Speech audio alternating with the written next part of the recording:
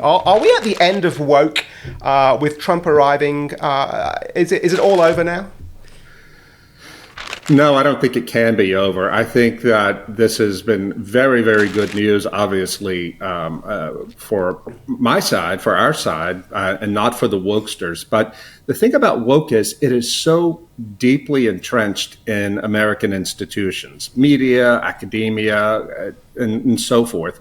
Happily, we're seeing corporate America move away from it and that was something that really worried me, because in the United States, big business is what drives most of this stuff. And when big business in 2015, it was sided against the Religious Liberty Act in the state of Indiana, that was the first time big business had taken a stand in the culture war at that level. And it was sort of like, the U.S. entering World War II. It was basically over then because they're the power. And that started an entire decade of the great awakening within corporate America, which was extremely influential. But that finally seems to be ending now. We see more signs, not just with Trump. But I think that there's going to be a lot of bitter enders in academia, in media, and in the more cultural institutions. And so there are a lot of fights ahead. But the tide does seem to have turned.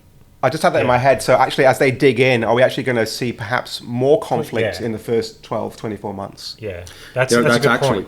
Yeah, that's a very good point. And I think that it would be very difficult to be a conservative or a classical liberal who believes in the old-fashioned liberal virtues of free speech, free expression, that sort of thing. It'll be very hard to be them within those institutions. But what else is there? This demon, to speak figuratively, and often I don't speak figuratively about that stuff. It has to be exercised. We just can't continue like this. I will tell you this. About a month ago, I had here in Budapest visiting me an American Army officer who's at a European base. And he was telling me about how for the last decade, more than the last decade, starting at around 2013, wokeness has been completely institutionalized in the U.S. military, to such an extent that he believes it is dramatically affecting readiness. Now, this is going to be probably the most important initial fight that we're going to see when Trump takes over in the Defense Department. Can he actually root out wokeness there? Because you've had, for over 10 years now, you've had people, officers, generals, top generals, promoted on the basis of whether or not they signed up to this ideology.